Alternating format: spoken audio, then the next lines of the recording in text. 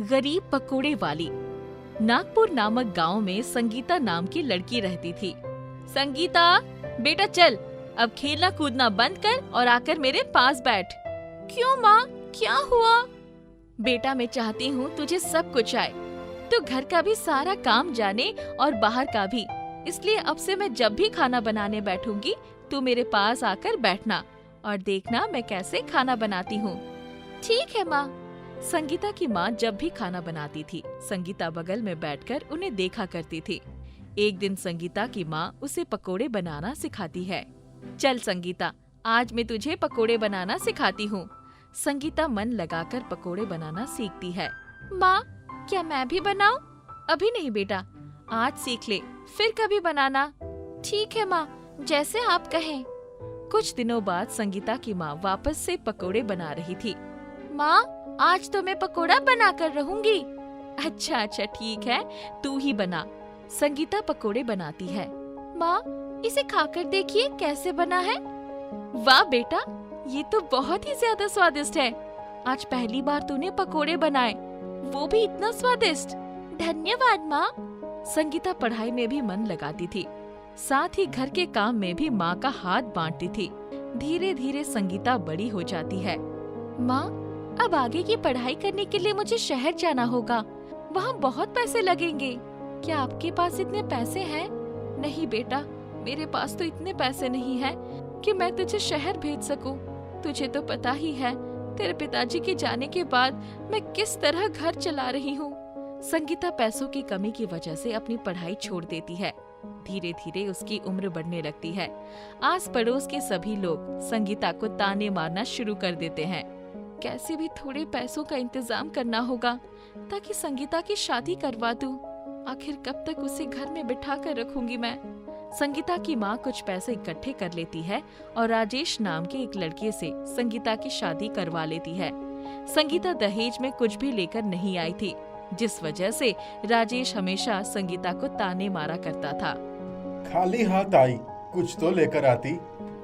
जी, आपने खुद शादी करते वक्त स्वीकार किया था कि आप दहेज में कुछ नहीं लेंगे, इसलिए माँ ने हाँ कहा था, क्योंकि मेरी माँ के पास इतने पैसे नहीं हैं कि वो दहेज में दे सके। पैसों की कमी के कारण मैंने अपनी पढ़ाई तक छोड़ दी और आप दहेज की बात करते हैं। हाँ तो क्या करूं, पढ़ाई छोड़ दी तो मुझे उससे क्या मतलब। कम से कम दहेज में कुछ लेकर आती तो मुझे भी अच्छा लगता। राजेश हमेशा संगीता से लड़ाई किया करता था और पैसे मांगने पर उसे पैसे भी नहीं देता था। संगीता माँ बनने वाली थी। 9 महीने बाद उसे एक बेटा होता है। संगीता अपने बेटे का नाम अनमोल रखती है। कुछ साल बीत जाते हैं। सुनिए जी, थोड़े पैसे दे दीजिए, घर का सामान खत्म हो गया है। चल हट, अभी पैसे नहीं है, बाद में दूंगा। जब भी संगीता राजेश से पैसे मांग करती थी, राजेश उसे डांट फटकार कर भगा देता था। पता नहीं ये समझते क्यों नहीं, घर में भी पैसों की जरूरत होती है। जब भी पैसा मांगती हूँ ना कह देते हैं। पता नहीं ये सारे पैसों का करते क्या है। संगीता आस पड़ोस से उधार लेकर अपना घर चलाती थी, मगर राजेश कभी उसे पैसे नहीं देता था। इस बात से संगीता हमेशा दुखी रहती थी। अब तो सभी लोगों से उधार मांग मांग कर थक गई हूँ। कम से कम अब तो आप कुछ पैसे दे दीजिए। नहीं, मेरे पास पैसे नहीं है, मैं कुछ भी नहीं देने वाला। नहीं, आज मैं आपको नहीं जाने दूंगी। आप मुझे पैसे दीजिए, आखिर घर कैसे चलाऊं? तू सामने से हटती है या नहीं? नहीं, मैं नहीं हटने वाली। तू नहीं मानेगी। राजेश बाहर से डंडा लेकर आता है और संगीता की पिटाई करने लगता है। छोड़ दीजिए, कृपया मुझे छोड़ दीजिए। राजेश संगीता की लगातार पिटाई करता है। तभी उनका बेटा वहाँ आता है। पिताजी, छोड़ दीजिए माँ को। राजेश डंडा फेंककर वहाँ से चला जाता है। माँ उठिए। बेटा तू जा यहाँ से और बाहर जाकर खेल, मैं ठीक हूँ। संगीता हिम्मत करके उठती है। तभी पड़ोस में रह रही महिला पायल वहाँ आती है। राजेश जी ने बहुत बुरा किया तुम्हारे साथ, मगर किस वजह से वो तुम्हें बेरहमी की तरह पीट रहे थे? मैं उनसे पैसे मांग रही थी, बस इसलिए उन्होंने ऐसा किया। अब तुम ही बताओ, पैसे नहीं देंगे तो घर कैसे चलेगा? हाँ, ये तो गलत है, पैसे तो देने चाहिए, मगर एक बात बोलूं, किसी के ऊपर निर्भर क्यों हो? कुछ ऐसा करो जिससे तुम खुद कमाना शुरू कर दो। मगर मैं करूँ तो क्या करूँ? मैं तो सब्जी बेचने जाती हूँ और पैसे कमाती हूँ। तुम भी कुछ करो जिससे तुम खुद कमा सको। इस तरह तुम्हें किसी से पैसे मांगने की जरूरत नहीं पड़ेगी। संगीता सोच में पड़ गई। ऐसा कौन सा काम है जो मैं कर सकती हूँ और वो मुझे बहुत अच्छे से आता हो? माँ, आज आप पकोड़े बना दोगे क्या? मुझे आपके हाथ के पकोड़े पसंद हैं। आप बहुत स्वादिष्ट पकोड़े बनाती हो। हाँ बेटा, क्यों नहीं, जरूर बना दूंगी। तभी संगीता को ध्यान आता है कि वो पकोड़े बहुत अच्छी बनाती है और गांव में पकोड़े बेच सकती है। एक बार कोशिश करके देखती हूँ। अगर गांव वालों को पकोड़े नहीं पसंद आए तो ये काम बंद कर दूंगी। संगीता अपनी माँ के पास आती है और पकोड़े का ठेला लगाने के लिए कुछ पैसे मांगती है। ठीक है बेटा, मैं तुझे पैसे दूंगी, तू काम शुरू कर। संगीता की माँ ठेला लगाने के लिए पैसे दे देती है। संगीता कुछ दिनों बाद पकोड़े का ठेला गांव में लगा देती है। आइए भाई जी आइए, आलू, कांदे, मिर्ची, गोभी, सब तरह के पकोड़े खाइए। गांव वाले संगीता के ठेले के पास आने लगते हैं और पकोड़ा खाने लगते हैं। शाम होते होते संगीता के पकोड़े के ठेले के पास भीड़ लग जाती है। वाह वाह, क्या पकोड़े हैं, मजा आ गया। अरे संगीता, गोभी के पकोड़े लाओ जल्दी से। जी जी, अभी गर्मा गर्म बना कर देती हूँ। इस तरह सभी संगीता के पकोड़े के ठेले पर आने लगते हैं और बहुत ही चाव से पकोड़े खाने लगते हैं। पूरे गांव में संगीता पकोड़े की वजह से मशहूर हो जाती है। ये क्या नया नाटक लगा रखा है तुमने? जहाँ जाता हूँ वहाँ सभी कहते हैं तुम्हारी पत्नी अकेले ही ठेला लगाती है, उसका हाथ क्यों नहीं बटाते? तुम जरा बताओ, आखिर कब तक ये चलेगा? मैं तो कहता हूँ जल्द से जल्द ये काम बंद कर दो। नहीं जी, आप कुछ भी कहे, मैं ये काम नहीं बंद कर सकती।